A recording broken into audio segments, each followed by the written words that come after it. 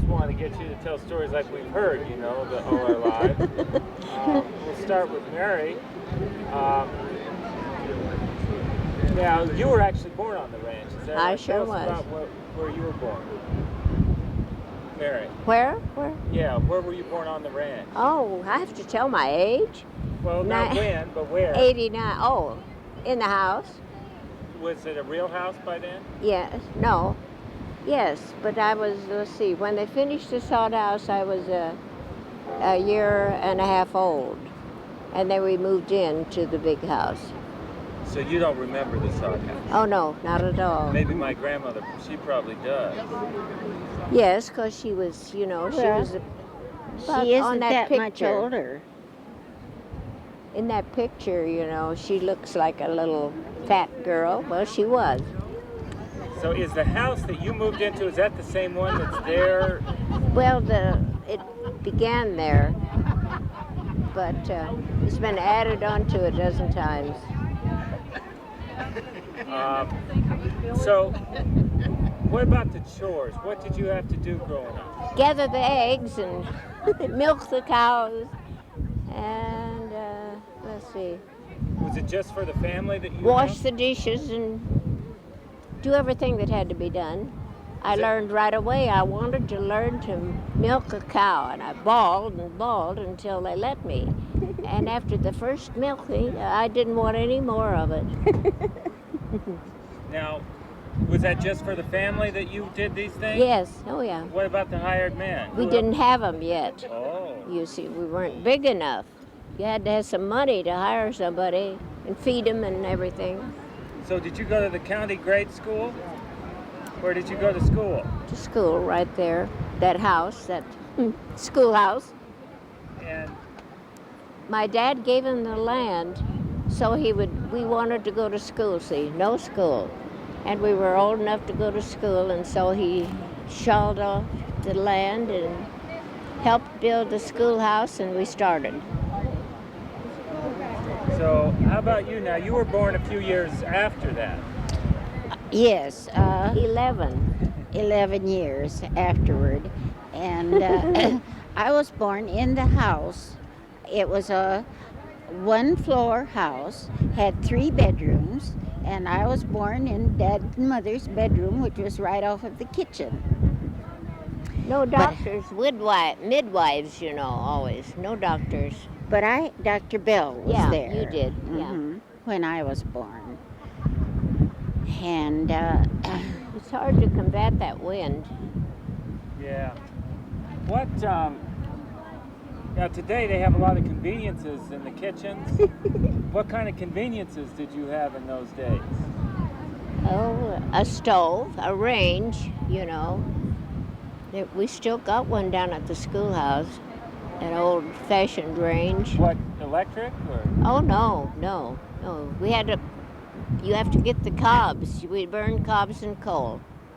And every day you had to fill the coal bucket and the cob bucket, because you burned up that much stuff, keeping the house warm. Did it pretty much take all of your time to keep up with the chores? Yes, pretty much. We played a lot, though. So it was a good upbringing? Yeah. Yeah. You think it's how do you compare it to this batch of kids, Very much the same, The world over, people are the same.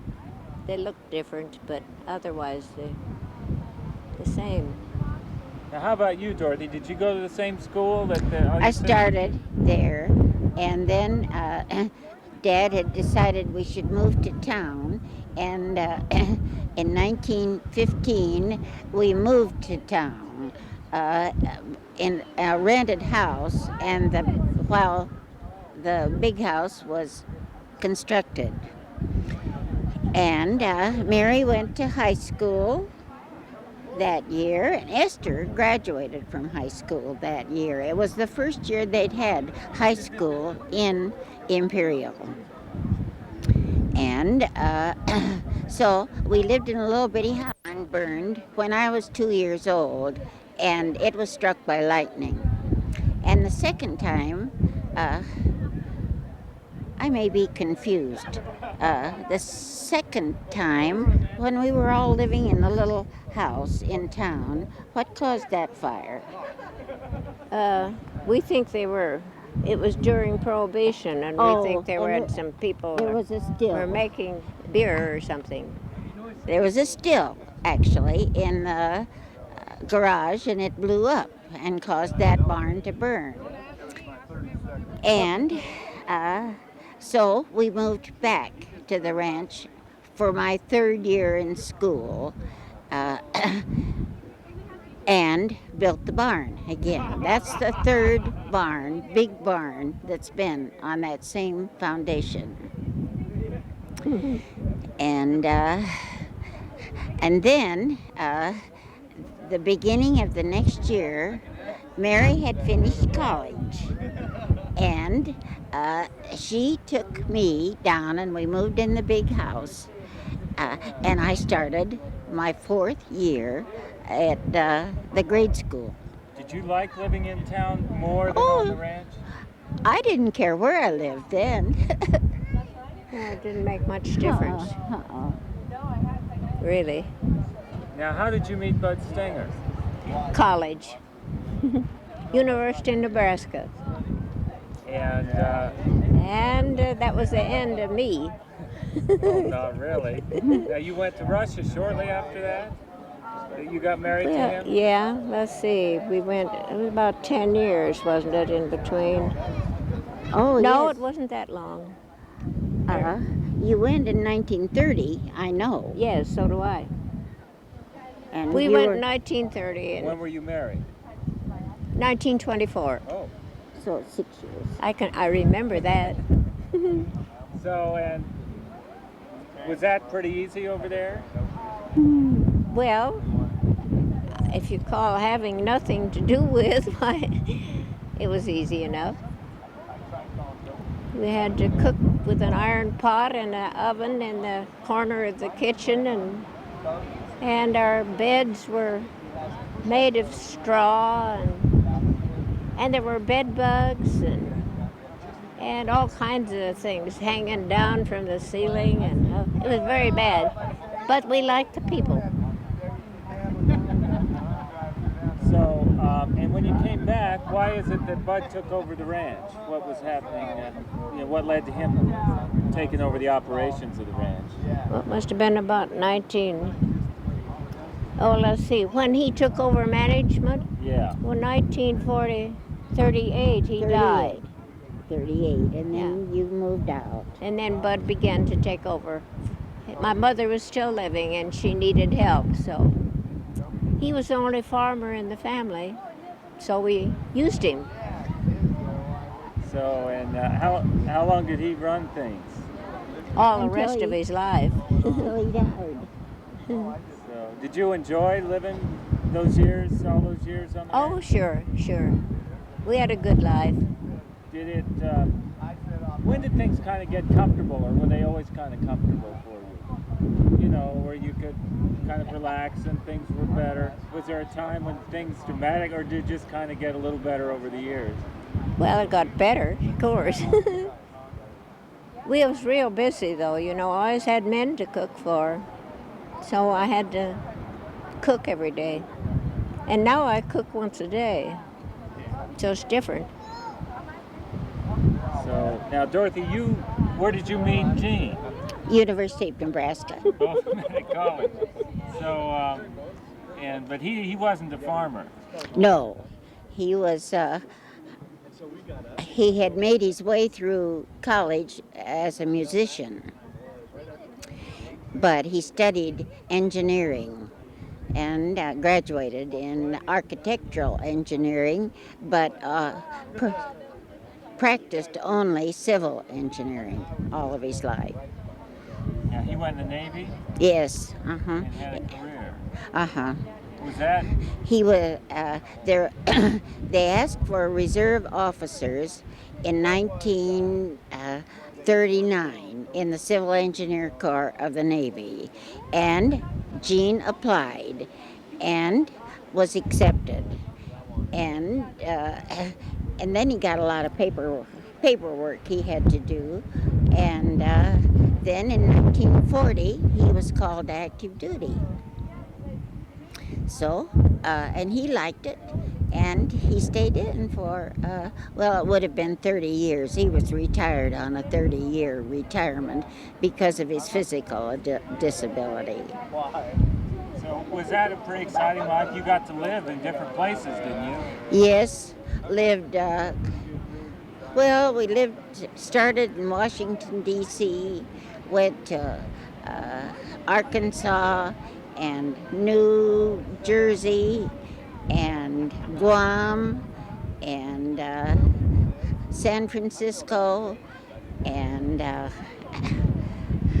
Madrid, Spain, and back to Port Hueneme, where he was commanding officer of that base, and then back to Washington, where he was physically retired. Did you, in all those faraway places, and did you kind of forget the ranch in the old days? No, I've always been felt very close to western Nebraska all of my life. Well, I want to ask you about some people. First off, Susie McCoy. I want to get you both to just talk a little bit about Susie, your mom, and what you remember. First, you, Dorothy. Well, Mother and I, of course, she was alone. The rest of them were gone, either in college or married, and we were very close. And we just had the most fun, and I just loved her so closely. She was an inspiration to everybody. So she was a generous person? Oh, very generous. Good-natured? Ready, smile. Always ready to A smile. hearty laugh. I wish I could hear it. I know I've still got blankets she made with the circles, Uh-huh. different colored Yeah. circles. Quilts, they're And then called. some mats for the floor out of some kind of Yeah. straw. Those were rugs, hand crocheted rugs she made. There never was a scrap of anything left in our house because she cut it up and made rug rags out of it. Made something pretty out of it. So what do you remember about your mom? A ready smiler and real kind and thoughtful. And a good worker. She had a lot of work to do, of course, and she did it. Do you think she resented how hard it was that she had things? Oh, no. She accepted it. My dad took her back to Iowa after they'd lived together about 6 years, I guess, because she was homesick and wanted to go home, and he took her, and they lived in Iowa for how long? About 18 years. 18 years. months. 18 months. Yeah, Because month. Yeah. Esther was born back there. Now your brother, well, we'll talk about your dad. Now, your brother didn't want to work for your dad on the farm and keep it up. He didn't like it. He didn't like the farm. And he was kind of a tall, skinny kid, and the work is real heavy on the farm, and it was hard for him. And Dad was a hard man to work for because he was a real strong, intelligent worker. And he just thought everybody ought to do as well as he did. And you see, you have to like it to do that well. And Harold didn't like it, and he wasn't strong enough to do it, and he wanted to be a doctor. So, what else about Sherman McCoy do you recall? He was industrious. I think he liked to work, and he loved to land. He loved the land. He wanted more. Every time he found a piece of land for sale, he went and made an offer. My mother was against it. She wanted to spend more, but she followed. So we ended up with a ranch. And we're the lucky ones. Do you think that he'd be happy to see how things are going? Oh, today? it'd be one. He couldn't imagine it. You know, the tractors they have now are just out of this world. How about all the descendants? All of what?